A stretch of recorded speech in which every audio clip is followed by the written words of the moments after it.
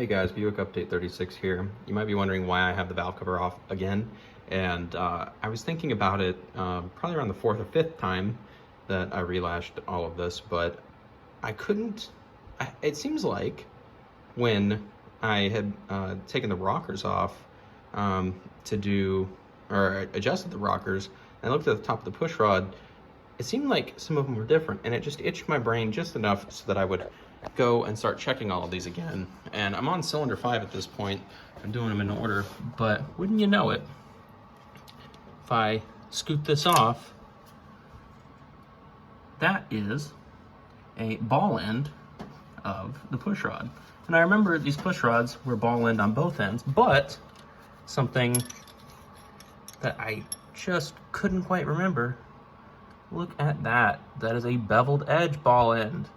So, because of that, I've probably had 6 of these push rods in upside down. And while that probably isn't like a huge deal, I'll go fix this one later, but while that probably isn't a huge deal because the lift of this cam isn't like over 600 and it's probably not gonna touch or mess up anything, it just bugged me just enough to where I spent the time to go back and take the valve cover off and swap them back around and do it right. One interesting thing I did notice though is that while the valve train noise has certainly quieted down quite a bit, I did notice that a lot of these valves, at least the ones that are in its seat, are, well, that one is pretty, okay, well, never mind. But I was starting to get concerned because some of these valves that have been sitting since yesterday have a tiny amount of play in them, like on this particular one, if I remember correctly. Yeah, so, well, I guess I'm just rocking the whole thing. But regardless, some of these have play in them, and I guess the more I think about it, the more it actually makes sense, because when there's no oil pressure, sitting on the force of a valve will probably push some of the oil out to where it'll lose lash until it gets oil pressure again.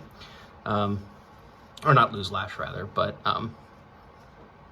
remove or at least push some of the oil out of the lifter, so that kind of makes sense. But regardless, this will hopefully be the last time that I have to do the lash on all of these valves again. But everything else has been running great. I'll be making a video on tuning soon.